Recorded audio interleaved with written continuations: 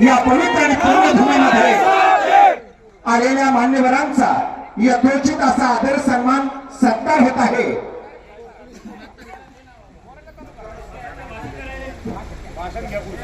आदरणीय संग्राम भैया जगताप यांना मी विनंती करतो आपले विचार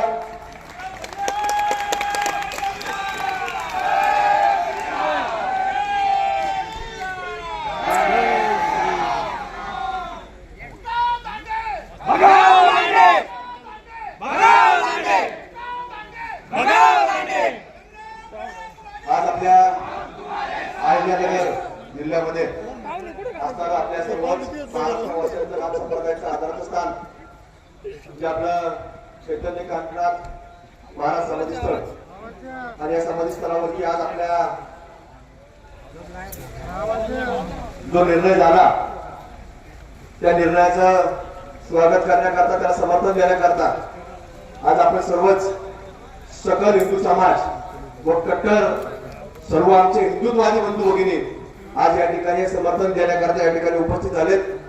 त्या जाहीर सभेकरता उपस्थित असणारे महाराष्ट्रातील हिंदुत्वाची बुलंद तोफ नामदार सन्मान्य नितेशजी राणे साहेब, कार्यक्रमाला उपस्थित असणारे शिरापूर तालुक्यामध्ये सातत्याने धर्माकरता काम करत असणारे आदरणीय सागर भैया बेग, धर्मपीठावरती काम करत असणारे आपले सर्वांचे गुरुवर्य हरिभक्तपरायण महंत आदिनाथ महाराज शास्त्री, नाथ संप्रदायाचे नाथगुरु महंत अशोक महाराज पानवे, उपस्थित असणारे मंचावरचे ज्यांनी हा म्हणजे युपी नंतर महाराष्ट्रामध्ये सगळ्यात पहिला जो ज्यांनी सुलेमानी क्रीडा वळवळ करणाऱ्याचा थांबायचा निर्णय घेतला असे आमचे सैन्याजी मकर साहेब।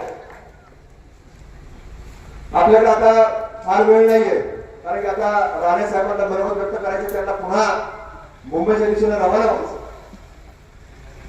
आपल्याकडे आता या सगळ्या लोकांनी भावना व्यक्त केल्या, घटनाक्रम मरकर साहेब तुम्ही सांगितले की कशा कशा रीतीने 2010 पासून हळूहळू सुलेमानी क्रीडा वळवळ करायला लागला। आता 2010 मध्ये असं, 11 मध्ये असं, 12 मध्ये असं आणि शेवटचा वळवळ झाली 17 आणि 17 मध्ये वळवळ झालेली असते शेवटची, तर ती थांबलेली नाही। सातत्याने तुम्ही जसं सांगितलं कोण प्रसाद आणतोय त्याची तपासणी तुम्ही केली आणि त्या प्रसादामध्ये काय सापडलं तुम्ही त्याचा खुलासा देखील केला। म्हणून हा खुलासा किती वेळा करायचा, कोणासमोर करायचा, त्याच्यामुळे तुम्ही त्याच्या खुलासाची वाट न बघता तुम्ही आज कुठेतरी ही सुलेमानी वळवळ ही या ठरावाच्या माध्यमातून खेचायचं काम केलं। तुमचं सगळेजण आम्ही अभिनंदन करण्याकरता, तुमच्या निर्णयाचं स्वागत करण्याकरता या ठिकाणी आम्ही सगळे आलो। राणे साहेबांनी आता स्वागत केलं, अभिनंदन केलं, तुम्ही सांगता ठराव केला, कुणी रद्द केला त्याचं नाव घेतलं। तुम्हाला सांगतो, कुठलाही तुम्हाला सांगतो, या ठरावाला आपल्याला मान्यतेची गरज आहे। त्याचं एक लोक कारण लोकशाहीमध्ये ज्या बाजूने लोक उभे असतात तो लोकमान्य ठराव असतो ना, तुमचा तो ठराव लोकमान्य झाला आहे आणि त्याला मान्यता देण्याकरता या ठिकाणी आपण सर्व सकल हिंदू समाज या ठिकाणी उपस्थित झाला। तुम्ही निर्णय घेता चुकीचा नाही घेतला, त्याचा इतिहास आहे, कशामुळे घेतला तुम्ही त्याचा इतिहास सांगितला की मंदिराचं जीर्णोद्धार कोणाच्या हाताने झाला, कोणी नवस केला, याचा इतिहास तुम्ही मांडला आणि कुठून यावं येतात ते सांगतात आमचं देवस्थान, आपण काय बघत बसणार।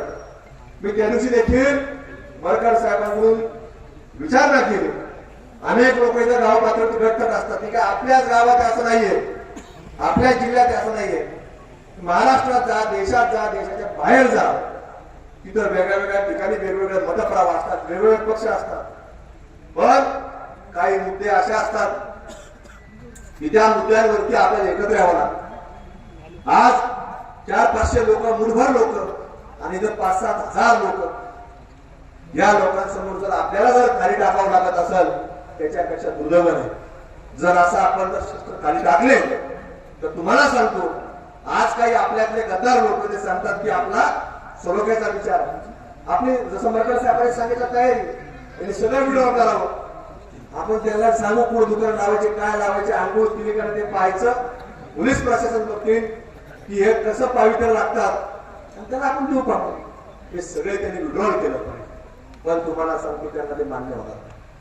तुम्हाला सांगतो ज्यावेळेला हे सगळे लोक कुठेतरी त्यांचा एखादा फतवा आला तर तुम्हाला सांगतो काही विचार करा. म्हणून आपल्याला आता तुम्हाला सांगतो फतवा वगैरेची गरज नाही. ते मरकर साहेबांनी आता या गावामध्ये त्यांना अधिकार आहे, त्यांना दिलेलं आहे. हे कुणी दिलेलं आहे? गावच्या लोकांनी दिलेलं आहे. रोज रोज त्यांना काही जाऊन विचारायची गरज नाही आता उद्या काय करू. आणि कुणीतरी येणार तो सांगणार की आता ना ह्या बेकायदेशीर. अहो जर युपी सारख्या राज्यामध्ये तिथं जर सरकार म्हणून शासन निर्णय घेऊ शकतं, हे देखील गावचं सरकारच याला तुम्ही निवडून दिलेलं आहे. पण यांना कोणाला विचारायची आवश्यकता आहे? त्यामुळे मरकर साहेब हा लोकमान्य झालेला ठराव आहे. त्यामुळे कुठल्याही प्रकारची तुम्हाला सांगतो परवानगीची आवश्यकता आहे. आता जो संघर्ष येईल, तुम्हाला कुठल्याही अडचण येईल, तुम्हाला सांगतो आम्हाला सांगायला. आम्ही गावच्या लोकांना समजून सांगितलं की आज आपण आपली परंपरा आहे. काल नाणेसाहेब होळी पेटली. इथं महाराष्ट्रातील देशातील सगळ्यात पहिली आणि सगळ्यात मोठी होळी पेटण्याचं काम दरवर्षी होत असतं. काल पेटली रात्री. आता ती धुळीवंदन पर्यंत चालणार आणि पाडव्यापर्यंत यात्रा उत्सव असतो. पाडव्या दिवशी सगळ्या लोकांना वर जायची परवानगी असते गाभाऱ्यामध्ये. इतर वेळेला नसती ती, फक्त पाडव्याच्या दिवशी. आणि ही सगळी यात्रा त्या दिवशी रात्री 12ला संपणार. म्हणून हे सगळं आपल्याला पावित्र्य राखावं लागतं. कोण कुठला प्रसाद आणतो, कोण आंघोळ करून येतं का नाही, सगळं हे कशा करताय? ते धर्मा करतात. आज त्या लोकांना दुकानं बंद करायला लावले. यांच्या पोराचे भावा दुकानं लावायची तिथं. ते आपल्या पिढ्याला पिढ्या ते कुठेतरी परंपरा जोपासली पाहिजे, तो वारसा जोपासला पाहिजे. आज आपण पाहतो काही इष्टमे भारतात एक तरी आपण दुकान असतं कोणाचं, एक जर त्यांच्या लोकांचे देवस्थान आहे, ते देवस्थान कशी तरी आपल्या कोणाचं दुकान आहे का? नाही. कुणी सांगावं माझं देवस्थान दुकान आहे का कुणी? पण बायचाचा ठेका आपण एकट्यानेच घेतला काय? आपण एकट्यानेच घ्यायचा. आपल्या सर्वांना एकजूट राहणं, एक विचारण राहणं आणि कुठेतरी छत्रपती शिवाजी महाराजांच्या विचारांना जी निर्माण झालेली भव्य पताका आहे, त्या पताक्याच्या झेंड्याखाली आपल्या सर्वांना एक राहण्याची आवश्यकता निर्माण झाली. आणि म्हणून त्याच्याकरता मरकर साहेबांनी हा निर्णय घेतला. आणि त्याचं स्वागत करण्याकरता आज आपण सर्व सगळं हिंदू समाज संपूर्ण राज्यातून आज नाणेसाहेब देखील आले. आपले अनेक असंख्य मान्यवर मंडळी हिंदू सर्व बांधव या ठिकाणी आले आहेत. मरकर साहेब तुम्ही घाबरू नका, कुठली काळजी करू नका. कुणी काही करत नाही. आम्हाला काही लय वेळ लागत नाही यायला. लय वेळ लागत नाही तुम्ही चिंताच करू नका. सगळे आम्ही इथं तत्पर आहोत. आणि हे सगळ्या लोकांना आमची विनंती की आज कुठेतरी देवस्थान, वेगवेगळे शासकीय कार्यालय, वेगवेगळ्या ठिकाणी जर असं जर होत असेल तर आपल्याला सगळ्या अडचणी येतील. मग तुम्ही आज लक्षात ठेवा की आज आपल्याला या सगळ्या याच्यातून मुक्तता जर घ्यायची असेल तर आपल्याला कुठेतरी हा विचार करावा लागणार. आणि म्हणून आज हे सगळं काम येणाऱ्या पिढी करताय की आज आपल्या पिढ्या जातील, पण पुढच्या पिढ्या या निश्चित रूपाने तुम्हाला सांगतो की आपण एक नसलो तर इथं कव्वाली आणि उरूस करता येतील. त्यामुळे आपल्या सर्वांना एकत्र राहण्याची आवश्यकता. आज छापाच्या क्रमांकाचा उल्लेख सागर भजन केला. सगळेजण पहा की काय परिस्थितीमधून त्या लोकांनी कुठेतरी कार्य केलं, कशा करता केलं. आज ते लोक लढले नसते तर आपण उभा राहिलो नसतो. आणि आज आपण जर उभा राहिलो नाही तर पुढच्या पिढ्या तुम्हाला सांगतो आपल्याला माफ करणार नाहीत. हे आपल्याला सांगितलं देखील तुम्हाला सांगतो की प्रभूच्या डोक्याच्या ऐवजी जाळीच्या डोक्या पुढच्या पिढीच्या डोक्यात राहतात. म्हणून आपल्याला लोकांना सांगावं लागणार. आज लोक बरेच लोक जागरूक नसतात. बऱ्याच लोकांना आम्हाला फोन करावा लागतो, व्यक्तीच्या भेटून सांगावं लागतं की असं नाही. तरी देखील तुम्हाला सांगतो कुठेतरी त्यांच्या डोक्यामध्ये तो एक वेगळा किडा घातलेला असतो की आम्ही कसे राहतो म्हणजे गुन्हा गोविंदा आणतो. त्या शब्दच आणला तुला ते गोविंदा गेला, गुन्हा गेला, काय राहिलंय काय? म्हणजे हे सगळे आपल्या सांगतो या पिढ्या भारतात केल्याचं राहणार नाही. त्यामुळे आपल्या सर्वांना आता पुढच्या काळात सत्र करा. हे जसं आता सागर भाईने सांगितलं की आज संभाजी महाराजांचं वध ज्या माणसाने केला, आज त्याची धडगड आहे महाराष्ट्रामध्ये, महाराष्ट्रामध्ये. आपल्याला प्रत्येकाने तिथे गेलं पाहिजे. आणि ज्या दिवशी ती वेळ येईल आपल्याला ते पाहावं लागणार. सगळ्यांना निरीक्षण करावं, कधी जायचं, कुठून जायचं, कोण कुठल्या मार्गाने जाणार. त्यामुळे सगळेजण ते जाऊ नये जोपर्यंत जाणार नाही आपल्याला कळणार नाही कुठे आपण तर ऐकतो भद्रा मारुतीला कोण कोण जात आता पुढच्या वेळेस गेले की पाहू नये जवळच